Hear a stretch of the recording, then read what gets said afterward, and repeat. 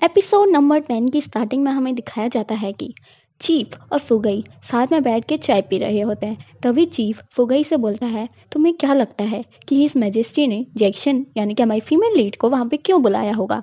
तभी फुगई बोलता है, शायद हिज मैजेस्टी जैक्सन को पसंद करने लग गए हैं। तभी चीफ गुस्सा होकर बोलता है, तुम्हें पता भी है तुम क्या कह रहे हो? और तभी जो हमारा फुगई है वो बोलता है, प्रिंसेस के अलावा सबको पता है वो एक लेडी है, और आखिर वो लेडी है तो ज़ाहिर सी बात है पसंद तो आएगी ही। तभी जो वहाँ पे एक सर्वेंट आ जाता है जो कि बोलता है चीफ को, चीफ आपको हिज मैजेस्टी ने तुरंत अर्जेंटली बुलाया है।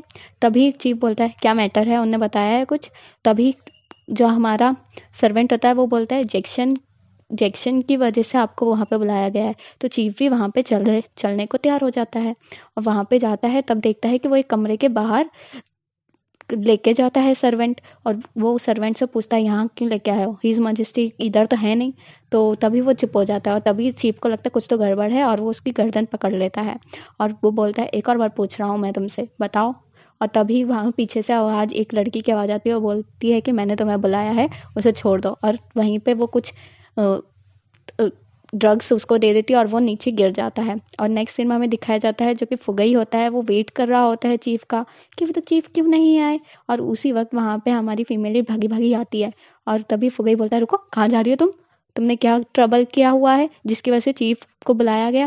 और तभी जो हमारी फीमेल लीड होती है बोलती है, हिज मैजेस्टी ने तो कुछ भी नहीं बुलाया है, कुछ भी नहीं किया, मैं तो वापस आ गई। और तभी वो बोलती है कि कुछ तो गड़बड़ है, लगता है कुछ कुछ होने वाला है, लगता है चीफ चीफ खतरे में, हमें जाना चाहिए। और तभी फुगई बोलता है, चीफ बच्चा थोड़ी ना है जो कुछ भी हो जाएगा उसको, और तुम इतनी वरिड क्यों हो रही हो उसके लिए, और इतनी चिंता क्यों कर रही हो? तभी हमारी जो फीमेल लीडर वो बोलती है, अपना मुंह बंद करो और चलो यहाँ से।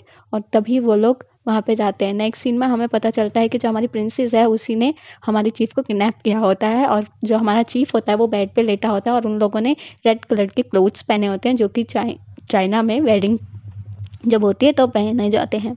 और वो लोग बैठे होते हैं और तभी हमारे चीफ को होश आता है और वो बोलता है, तुम हो?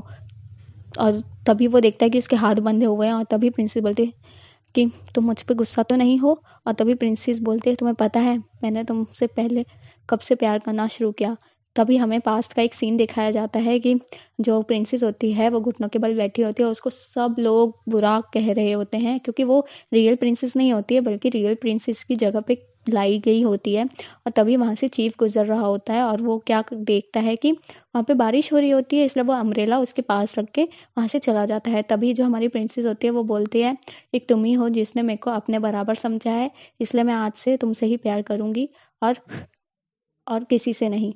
और तभी तभी हमें प्रेजेंट का सीन दिखाया जाता है और वो बोलती है कि मैं अपनी पूरी लाइफ तुम्हारे साथ बिताना चाहती हूँ, तुम ही एक हो जिसके साथ मैं अपनी पूरी लाइफ बिताऊंगी।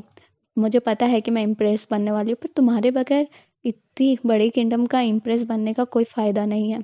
तभी हमारा जो चीफ होता है वो उसका हाथ पकड़ के उसको धक्का दे देता है और खुद खड़े होके अपने हाथों की रस्सी खोल लेता है और बोलता है, ये तुम्हारी लिटिल सी ट्रिक्स मेरे पे काम नहीं करेंगी।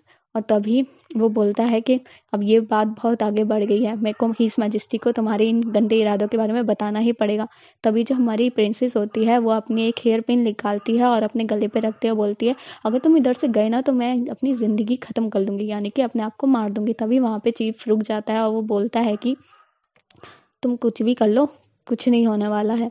तभी जो हमारी प्रिंसेस होती है वो बोलती है, मैंने ज़िंदगी में सिर्फ एक ही विश की है कि मैं तुमसे शादी करूं, मैं किसी और से नहीं करना चाहती हूँ, मैं किसी को बताऊंगी भी नहीं कुछ भी, और इधर पे जो भी होगा मैं किसी को कुछ नहीं बताने वाली हूँ। और तभी जो हमारी प्रिंसेस है वो हमारे चीफ को पूछती है, मैं तुमसे बहुत प्यार करती हूँ, क्या मैं ऐसा कर तुम मुझसे प्यार करते हो? तभी चीफ बोलता है, नहीं, बिल्कुल भी नहीं। तो तभी प्रिंसेस बोलती है, तुम इतने हार्टलेस क्यों हो? और तुम्हें पता है, तुम्हें इतना डर नहीं लगा कि मैं मर जाऊंगी और फिर मेरे पापा तुम्हें मेरे साथ गाड़ देंगे? और तभी चीफ बोलता है, मैं किसी के लिए नहीं मरने वाला, और ना इतनी किसी में हिम्मत है कि वो मुझे मार देगा। तभी वो ना बहुत गुस्से में आके प्रिंसेस के को अपने सामने रख के बोल रहा होता है कि तुम तो बस मेरे लिए एक पैदा थी, यानी कि बस एक यूज़ करने वाली थी कि अब मैंने यूज़ कर लिया, तो तुमके क्या लगता है मैं तुम मेरे हाथों से मरोगी? बताओ। और तभी वो बोलती है कि मैंने सिर्फ तुमसे प्यार किया, मेरे को और किसी से कोई लेना देना नहीं है। तभी वो बोलता है प्यार, प्यार एक इतनी बुरी चीज़ है, सबसे बुरी चीज़ ज़िंदगी में प्यार ही है। तभी वो उसके हाथ से पिन ले लेता है और तभी प्रिंसेस भी गुस्सा हो जाती है और गुस्सा होके बोलती है अगर तुम यहाँ से गए तो देख लेना, अब मैं तुम्हें बताती हूँ मैं क्या कर सकती हूँ, मैं आज तुम्हारे साथ वेडिंग नाइट स्पेंड करके ही रहूँगी। और तभी वो कैंडल्स गिराने लग जाती है और तभी वो बोलती है क्या हुआ चीफ। और तभी जो हमारा चीफ होता है वो बोलता है कि क्या कर रही हो तुम, और वो दूसरी कैंडल्स भी गिरा देती है और कमरे में पूरा अंधेरा हो जाता है। और हमारा जो चीफ है उसको पास की कुछ इमेजेस यानी कि आवाजेस और इमेजेस दिखाई देने लग जाती हैं। और तभी हमारी प्रिंसेस उसको हाथ लगा लगा के ढूंढ रही होती है कि हमारा चीफ कहाँ गया, मुझे कुछ दिख क्यों नहीं रहा है। और तभी वो चीफ को ढूंढ लेती है और तब वो बोलती है अच्छा तो तुम इधर हो, तुम्हारे से इतना पसीना क्यों निकल रहा है, लगता है तुम कुछ ज़्यादा ही एंग्री हो गए हो, लाओ मैं तुम्हारी एंग्रीनेस को कम कर दूं। और तभी वो उसको किस करने ही जा रही होती है कि चीफ उसका गला पकड़ लेता है, गला पकड़ लेता है। उसके बाद वो बोलती है मैं तुम्हारे हाथों से मरने के लिए भी तैयार हूँ। और तभी वो पिन निकाल के उसको मारने ही जा रहा होता है।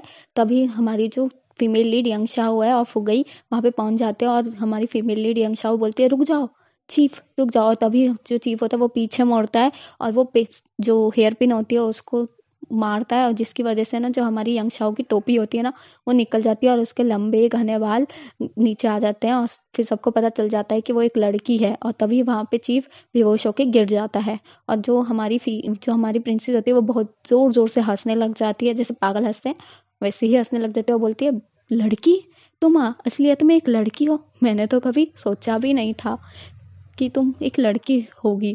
और तभी मैं सोचूं ये चीफ तुम्हें इतना फेवर क्यों करता है, उसने तो इतनी सुंदर लड़की छुपा के रखी हुई थी।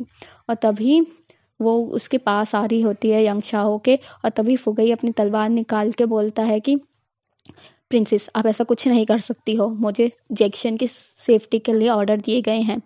और तभी वो हंसती है और वो बोलती है कि जो मेरा नहीं हो सका वो तो मैं किसी का होने नहीं दूंगी। और तभी वो आगे आके हमारी उसको हमारी यंग शाओ को कहती है कि क्या बात है, और उसके गले पे हाथ लगा के बोलती है वो पाउडर उसने लगाया था वो तो अभी तक है तुम्हारे गले पे। और तभी वो फुगई को देखती है और वो बोलती है देखो अब मैं तुम्हारे साथ क्या करती हूँ, अगर तुम मेरे पास आके अपने कील नहीं किया तो देख लेना मैं तुम्हारे साथ क्या करती हूँ फ्यूचर में। और ऐसी धमकी देके वो वहाँ से चली जाती है। और इसी के साथ ये एपिसोड भी यहाँ पे ख़त्म हो जाता है। अगर आप लोगों को मेरा वीडियोस अच्छा लगता हो तो प्लीज़ लाइक करो, सब्सक्राइब करो और कमेंट करो और मेरे को बताओ कि आपका अगला कौन सा ड्रामा एक्सप्लेन करूँ।